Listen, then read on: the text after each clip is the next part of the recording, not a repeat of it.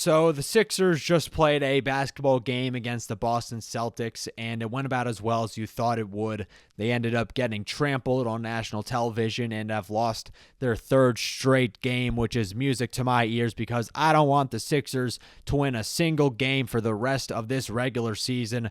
Please just tank the rest of the year. Try and get that top 6 pick. And if you did not decide to waste your life watching this garbage organization on your Thursday evening, found a better way to enjoy it, I don't blame you. I just hope you consider hitting that like and subscribe button for your boy NZ, because what we do on this channel is react and watch the Sixers. No matter how much of a laughing stock they are, we are up in here every single game giving our thoughts and analysis. So make sure to hit that like and subscribe button if you're new around here. But let's just get this over with. What we will be doing is just going over some of my thoughts about the game and look over some tank news around the league.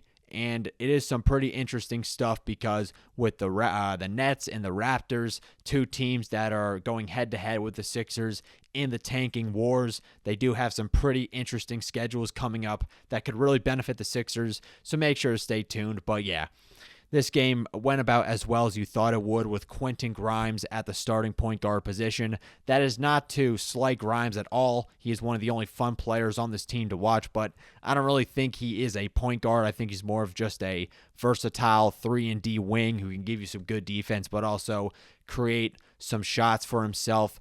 I don't really view him as the Sixers, backup point guard. I think he's probably going to be starting in the future, but not really in a dominant ball handler role. But that's the position Nick Nurse decided to give him tonight. And yeah, kind of had a garbage game going for 2 for 11. But you can't really have a good game every single time. You are prone to have some stinkers here and there. And Kelly Oubre Jr.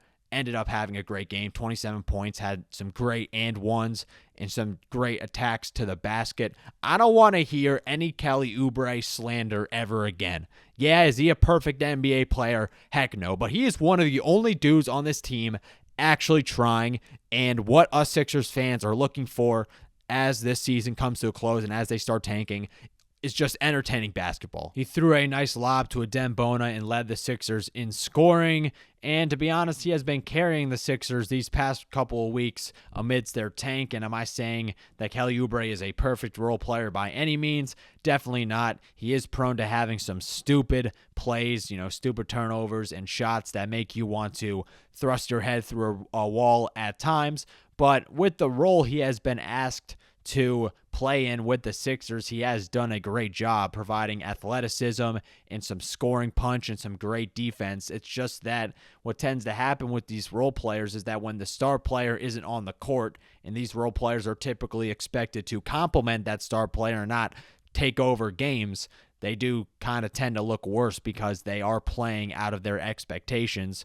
But, I mean, Kelly, yeah, he's been playing some great basketball as of late, and I don't really understand a lot of the criticism he has been getting. He's definitely one of the better role players in the Joel Embiid era. Definitely not a perfect basketball player, probably not even in the upper echelon of NBA role players like Peyton Pritchard, who can just give you 43 points on any given night like he did a couple nights ago. And yeah, that's what he did. And Jason Tatum had an excellent game as well. I don't know what Peyton Pritchard did to the 76ers, but whenever he plays them, he just turns into prime Stephen Curry. Went 4 for 8, 19 points. Tatum just toyed with the Sixers. It didn't matter what the Sixers did to try and defend him. Tatum just ignored all of it and balled out like he kind of usually does against the Sixers, unfortunately.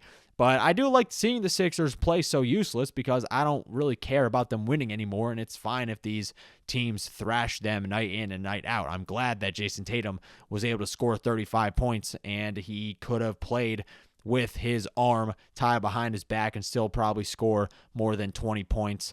Yeah, they're making Kada look like prime Dennis Rodman out there. Derek White didn't even have the best game either, but, giving you 6 dimes. Him and Tatum, that was pretty much all the Celtics needed to deal with the Sixers in a relatively easy fashion. They did not have Jaylen Brown or Porzingis, Al Horford, or Drew Holiday, but were still able to get the job done. I do like, though, that we were getting some great shooting performances, finally, from Lonnie Walker. Lonnie Walker has been struggling with the Sixers so far, but has hit multiple corner threes. Not corner threes. Well, he had some great threes from the wing to start the game, like hitting 2 in a row from the same spot, the right wing. And Lonnie Walker was creating his own shot and just being a great scorer for the Sixers, the type of player that we hoped to get when we signed him. But, it's good to see him finally start to have some decent performances. This was by far his best night as a 76 Sixer, and Justin Edwards as well, man, just having another great game, 14 points. He's one of the only bright spots on this entire season, and it's good to see him get some more reps in. He had some great shots off of screens, being an on-ball scorer, an off-ball scorer. Justin Edwards is really shaping up to be the perfect role player that the Sixers have always sort of needed. Just a guy who can just play gritty defense, be athletic, run up and down the court without getting gassed, and provide some decent scoring. Is he ever going to become like Josh Hart or anything?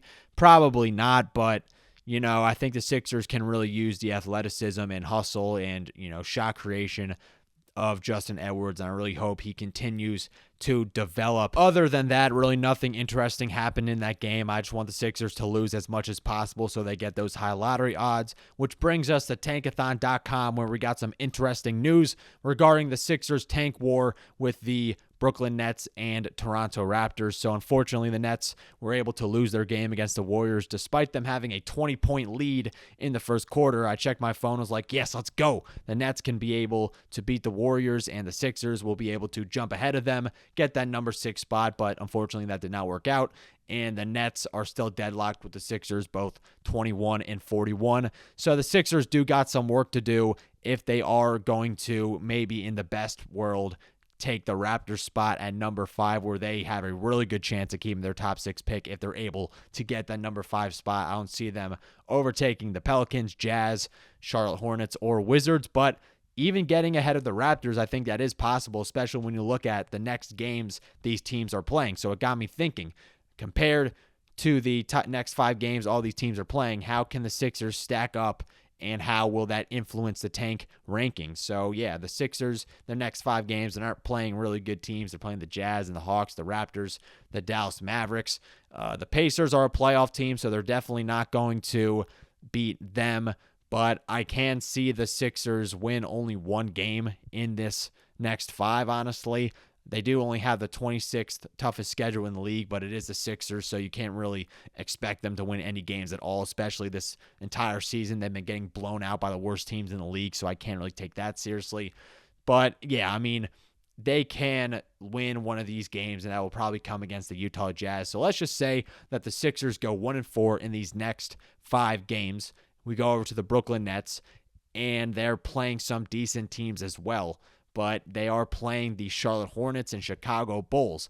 Could they win those games? I think they can. Let's just say in the best world, the Nets end up going 2-3 in their next 5 games. That makes it so the Sixers will be 1 game behind the Nets, because I keep getting confused with how the basketball reference rankings work with, it's the actual best teams compared to Tankathon, where it's the worst team. So, yeah, the Sixers will be 1 game behind the Nets and will jump into that number 6 spot.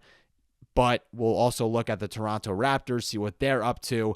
The Raptors, they have some pretty bad teams in their next 5 games too. And the Raptors, they're trying to tank as well. But when you're playing the Sixers and the Jazz and the Wizards, it's going to be pretty hard to do that.